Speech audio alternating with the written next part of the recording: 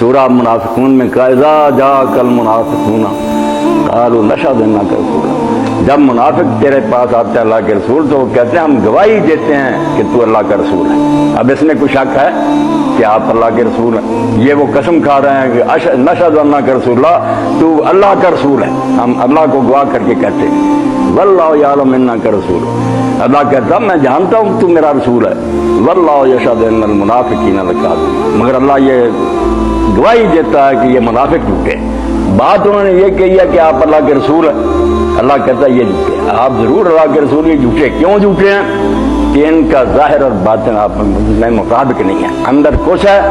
زبان سے کچھ کہہ رہے ہیں۔ اس وجہ سے اللہ تعالیٰ نے کہا کہ بات سچی کہنے کا کیا فائدہ کہ آپ اللہ کے رسول ہیں، دل سے یہ نہیں کہتے۔ اس لیے پتہ چلا کہ صادق جو کہا کہ سچوں کے ساتھ رہو، وہ قرآن مجید سے پتہ کرنا کہ اللہ نے یہ تاکید جو کی کہ سچوں کے ساتھ رہو، بہت اعلیٰ حکم دیا کہ برائیوں سے بچو اور سچوں کے ساتھ رہو۔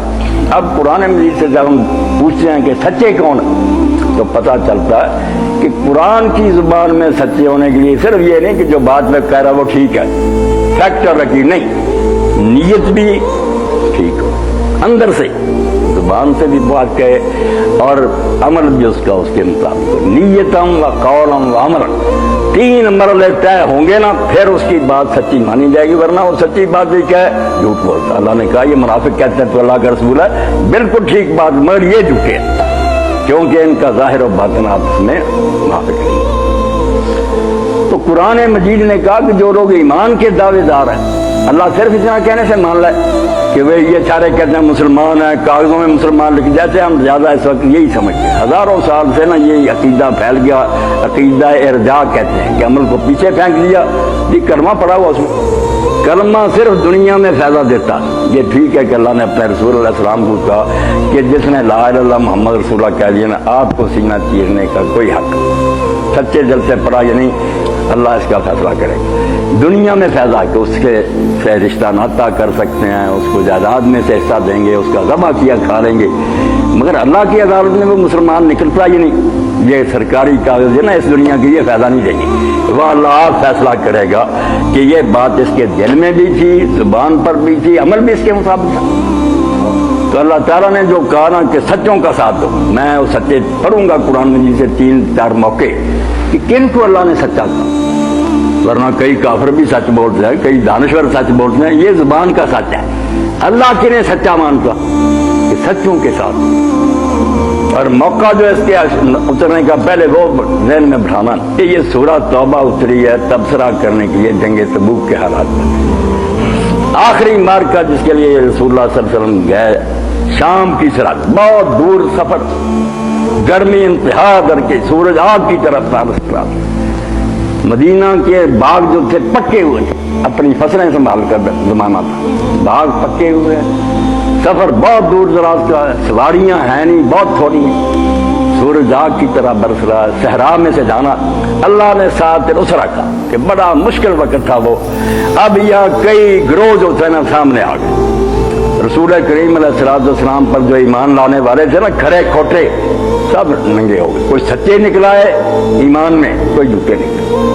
کلمہ پڑھتے تھے، نمازیں بھی حضور کے ساتھ پڑھتے تھے، جہاد پر بھی کئی مرتبہ چلے جائے، مگر جھوٹے قرار پائے۔ کچھ لوگ تو ایسے نکلے ہر جنگ میں اللہ کے رسول علیہ السلام توریہ کرتے کہ جانا کسی طرف ہوتا تھا ذکر دوسری طرف کا کرتے، یہ جنگی چال ہوتی کہ دشمنوں کو پتہ نہ چلے کدھر جانا دور، مگر یہاں چونکہ خطرناک مرحلہ تھا آپ نے پردہ نہیں رکھا، صاحب بتایا کہ رومیوں سے ٹکر ہے، بہت دور کا سفر ہے، مشکل حالات ہیں، سوچ لو جس نے جانا یہ نہیں جانا، ننگا کر دیا سارا معاملہ۔ اب رومی اس زمانے کی سپریم پاور تھی، جیسے امریکہ سے ہم ڈرتے نا، رومی ایسے، عرب کیا سے بیچارے،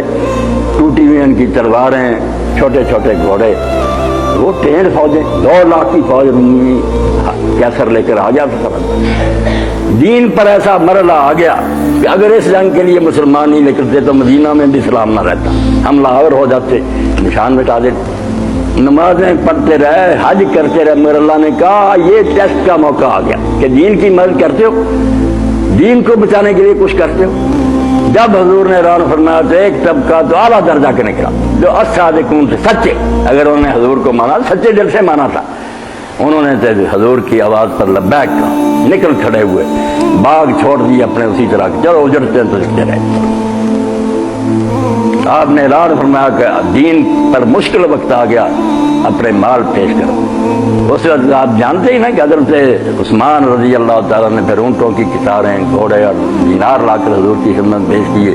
آپ اس طرح الٹ پلٹ کر رہے تھے اور ساتھ کہہ رہے تھے کہ عثمان اس کے بعد کوئی نیکی نہ بھی کرے یار تو اس کی یہی نیکی بہت، اتنا کیا۔ اور حضرت ابو بکر رضی اللہ تعالیٰ عنہ کے بارے میں حضرت عمر نے کہا یہ بوڑھا مجھے کبھی سبق نہیں لینے دیتا، اپنے سے آگے نہیں بڑھنے دیتا، آج یہ ہار جائے گا، اس کے پاس پیسے تھوڑے ہیں، میں زیادہ چندہ دوں گا۔ مگر جب لے کر آئے حضرت عمر رضی اللہ عنہ، حضور نے فرمایا عمر کیا گھر میں چھوڑ آئے اور کیا لے آئے؟ تو کہا اللہ کے رسول آدھا لے آیا ہوں، آدھا چھوڑ آیا ہوں۔ جب حضرت ابو بکر بعد میں آئے، اتنے میں وہ رفیق نبوت پہ آ گیا جس پہ بنائے عشق و محبت ہے اس کا، وہ آپ کا پروانہ آ گیا۔ حضور نے فرمایا ابو بکر کہا سوائے اللہ رسول کے نام کے کچھ نہیں چھوڑا، سب کچھ لے آیا۔ حضرت عمر نے پھر کہا کہ نہیں ابو بکر مجھے جیت لینی چاہیے۔ ایک طرف تو یہ لوگ نکلے جو سچے ہیں، جن کو قرآن نے نا پھر سورت کے آخر میں آتا ہے سب کو بیان کر کہ یہ لوگ سچے ہیں، ان کا ساتھ دو، ان جیسے بنو۔ دین پر کوئی مشکل وقت آئے تو اپنا مال جان اس کے لیے صرف کرو۔ یہ سچے کا اس جنگ کے موقع پر کتنا وقت گزار چکے تھے حضور کے ساتھ، مگر اس وقت کا کہ ان سچوں جیسے بنو جنہوں نے کوئی چیز نہیں پیچھے رکھی، لا کر ڈھیر